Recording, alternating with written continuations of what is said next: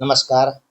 દીપાવલીના પાવન પર્વ નિમિત્તે સમગ્ર ભારત દેશવાસીઓને મારી હાર્દિક શુભેચ્છા તેમજ શુભકામનાઓ. આ દીપાવલી ખૂબ જ સુખ શાંતિમય તેમજ ખૂબ ખૂબ સારી રીતે પસાર થાય એવી શુભેચ્છાઓ પાઠવું છું.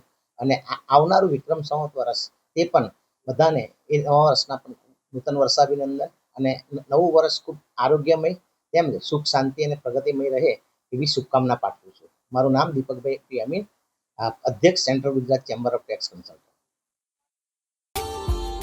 Subscribe now and press the bell icon. Never miss an update.